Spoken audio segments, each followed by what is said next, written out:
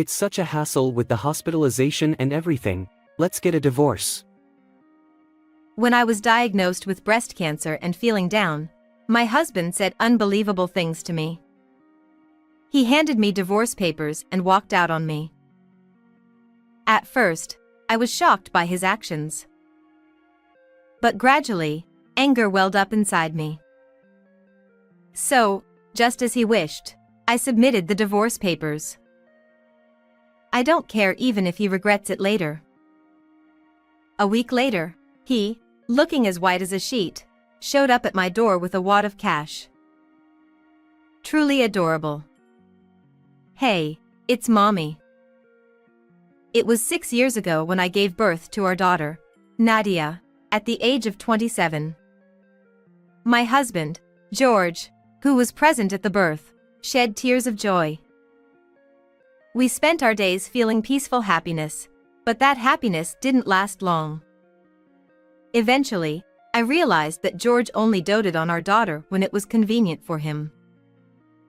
Stop being so noisy. Do something about it. Looking at Nadia, who wouldn't stop crying, my husband tooted loudly. When I first met him, I was drawn to his easygoing and genuine personality, but he couldn't stand anything disrupting his own pace. Whenever our daughter, who was still a baby at the time, started fussing while he was enjoying things like video games, his mood would instantly sour. Nadia, go over there, okay? I knew his personality. I would often try to move away from him when Nadia was upset, or I would try my best to soothe her, but dealing with a baby isn't always straightforward. Hey, you're the mother, why can't you keep her quiet? Despite my efforts, George would completely disregard such moments and blame me. But then, when he was in a good mood, Nadia, come to Daddy. I'll hold you. He called Nadia in a silky voice. But Nadia, with a face that looked like she was about to burst into tears, reached out for me instead. It was as if she knew that her father's affection was fickle. What's wrong with her? Mary, maybe it's your bad parenting. With those bitter words, George stomped heavily on the floor and stormed out of the room. Because he was like that, as our daughter grew older, she started to watch his face and became hesitant to approach him. I never had raised a child and I felt lost. Although I wanted to talk to my own mother about it, my family lived far away, so I confided my worry to my mother-in-law, who lived nearby, instead. She had gone through a divorce when my husband was still in elementary school and had raised him and his sister by herself, making her a resilient woman who had faced many challenges. Since George and I had been together since college, I had known my mother-in-law since then, and she had always treated me kindly. She still works and even holds a high-ranking position at her company. She worried about me and started visiting our house regularly to check on us, despite her busy schedule. My husband also held his mother in high regard, and he would obediently listen to her words. Besides, having my mother-in-law's support was incredibly reassuring for me. Although I had mixed feelings towards George, I wanted to build a good family for her sake as well. There were times when I couldn't agree with George, and I would voice my opinions. However, I often swallowed my frustrations, knowing that if I just endured, things would eventually settle down, and I continued to live with him. After a year of maternity leave, I returned to work, and my days became truly hectic. Wow, it was really busy today. You're being dramatic over a little work. You earn less than I do. Whenever I showed even the slightest sign of fatigue from balancing work, household chores, and childcare, my husband would make a disgusted face.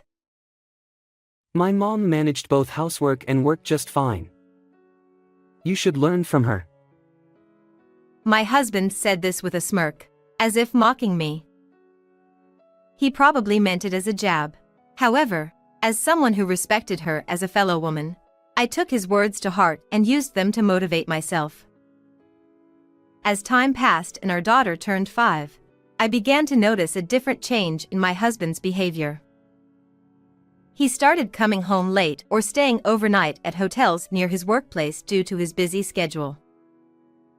One day, while my husband was in the shower, I went into the laundry room to put away some towels I had washed. That's when I noticed a notification on his phone, which he had left on top of his clothes, and I glanced at it casually. Then, on his phone's screen, a WhatsApp message from someone named Jackie popped up. "Can't wait to see you soon." What is this? At that moment, I was convinced that George was cheating on me. Despite having such a husband, the shock was immense because I had believed in him.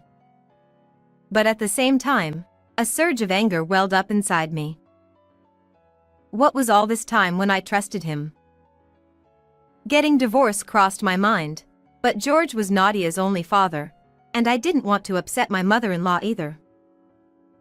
For the time being, instead of pursuing infidelity, I took steps within my power to prepare for whatever might come in the future. About a month after discovering my husband's betrayal, I was perplexed by the results of a health checkup I had at work. While the general items showed no abnormalities, the optional breast cancer screening indicated that I needed a detailed examination. Thinking it must be a mistake, I decided to get a re-examination at a specialized hospital just in case. It's okay, it's okay. They'll surely say there's nothing wrong. However, my hopes were shattered when the doctor informed me that I had breast cancer. After receiving a detailed explanation from the attending physician, the shock was so overwhelming that I listened as if it were happening to someone else. Leaving the examination room, I sat on a sofa in the waiting area, unable to move, feeling numb. Thoughts about the future raced through my mind in a whirlwind of emotions. Mommy. At that moment, it felt like I heard my daughter Nadia's voice. That's right. I can't leave her behind. I have to stay positive.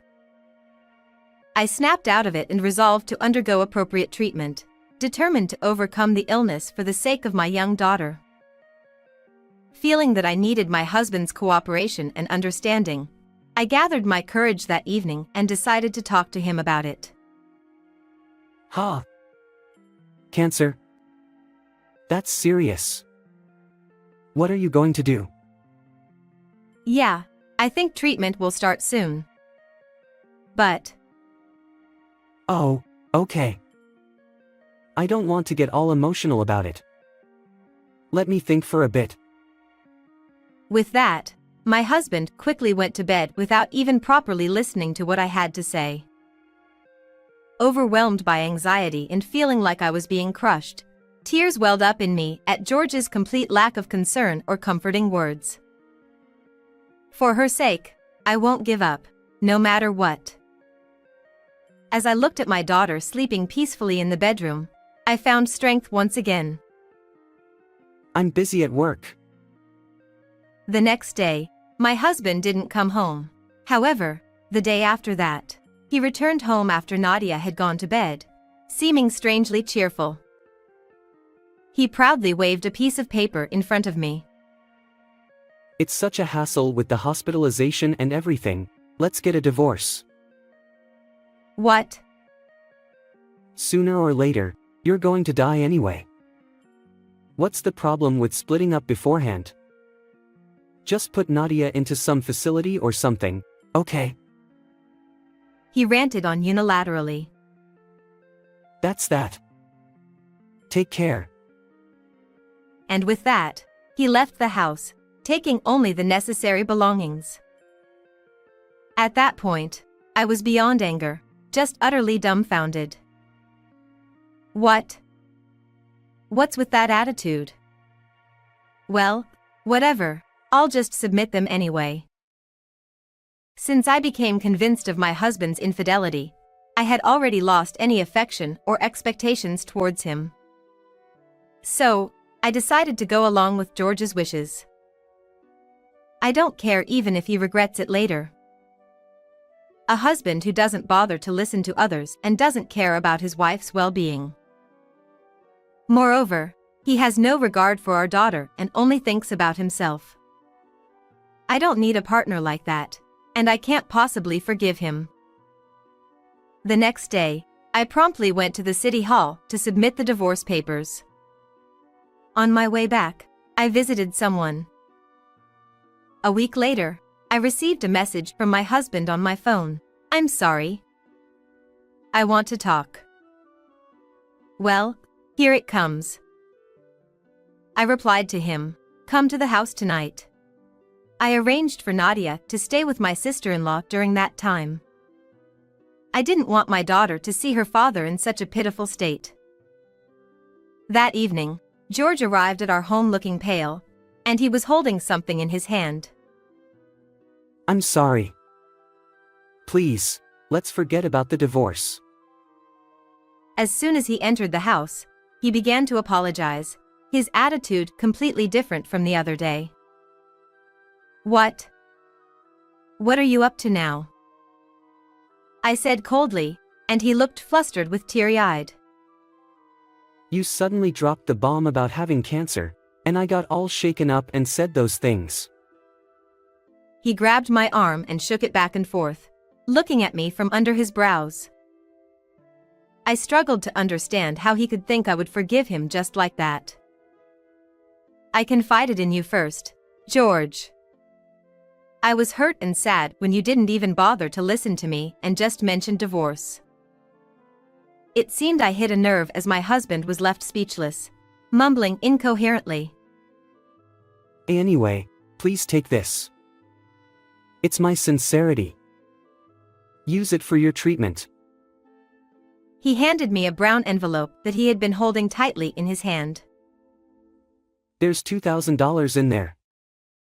Should be enough, right? He said with a smug look on his face, rubbing the tip of his nose with his finger. However, I coldly pushed it back towards him. This is nowhere near enough. I'm trying to do something nice for you, and this is how you react? My husband yelled at me, his face turning red. At that moment, someone appeared from the next room. Acting all high and mighty. George, you need to remember your place. Mother? Why are you here?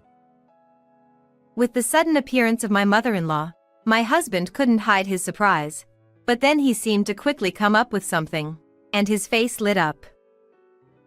Mom, it's awful. I gave her $2,000, and Mary just pushed it back at me. Of course she did. When I told you to apologize properly to Mary and make things right, that's not what I meant. My husband clung to his mother for help, but she remained unfazed and responded sharply. In fact, after submitting the divorce papers at the city hall, I visited my mother-in-law's house. There, I told her about George leaving the house unilaterally. It was also at my request that she was waiting in the next room at that moment. After hearing Mary's story, I contacted this foolish son. I told him to make amends like a real man. It seemed my husband's idea of making amends was to offer $2,000 and ask for reconciliation. So that's what it was. What a cheap display of sincerity. Truly, it's embarrassing, even though he's my son. Wait a minute. Mom, whose side are you on, me or Mary? I'm your son. My husband tried pathetically to win his mother's support. Then, I decided to play my next card. George, you've been cheating, haven't you? For the past year, you've been coming home late or staying out overnight. I thought something was up. I don't know what you're talking about. Despite his denials, beads of sweat formed on his forehead, clearly showing his agitation. Is that true? Since I hadn't yet told my mother-in-law about George's infidelity, she turned on him with a fierce look, demanding answers. Mom, that's not true. Mary's just misunderstanding. My husband hastily tried to deflect, but I wouldn't let him get away with it. She's Jackie, right? Look, isn't this her? I confronted him, showing a picture of my husband and a young woman looking friendly together. Of course, I made sure my mother-in-law saw it too. When I became convinced of my husband's infidelity, I searched George's social media and found a woman named Jackie who often commented on his posts. Then, I looked into Jackie's social media and found many photos that seemed to be dates with my husband. Although George's face was hidden, he was wearing his favorite limited edition watch, so it was obvious that was him. Even when his mistress's name was mentioned, my husband was speechless. Do you know how much I suffered because of your father's infidelity? I've told you countless times not to do anything that would betray Mary. My mother-in-law glared at my husband with a face scarier than a demon's. I just acted on impulse. I'll break up with her right away. I'm cutting ties with a child like you. As long as I have my granddaughter and Mary, I'm fine. Mom, please calm down. George looked even paler than when he arrived at the house. I had hoped that revealing his infidelity to my mother-in-law and having her give him a piece of her mind would be enough, but her declaration of cutting ties was unexpected. My husband often said, My mom's a company executive, so she's rich. If anything happens, we can rely on her. And had been counting on my mother-in-law financially. Mary, I'll break up with the other woman. Please help me reconcile with Mom. I'm begging you. Don't be ridiculous. When I scolded my husband as he pleaded, he flinched for a moment but then stubbornly clung to my hands. Please, don't say that. The divorce papers have already been filed, and my mind is made up. You said that $2,000 was your gesture of sincerity, but you're missing a zero. Ha! As I pushed my husband away and said that, he looked bewildered. I'll demand $20,000 in compensation, so make sure to settle properly. That's impossible. My husband, finally understanding the situation, looked more pathetic than I had ever seen him before, utterly stunned. Oh, by the way, fortunately, my breast cancer is in the early stage, so with proper treatment, full recovery is expected.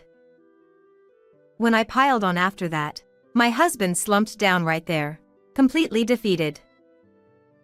Since then, as promised, I demanded $20,000 in compensation and $500 a month in child support from my husband. George apparently got dumped by his affair partner shortly after that and is now living alone in a small apartment. He's been going to my mother-in-law's house repeatedly, pleading for forgiveness, but she has steadfastly refused to accept him back. I've completed my treatment and things are going well. While I was at the hospital, my mother-in-law took care of Nadia, supporting us both mentally and physically. Nadia has grown quite fond of her, and she's full of energy. I want to express my gratitude to my mother-in-law and continue to spend each day with Nadia, filled with smiles.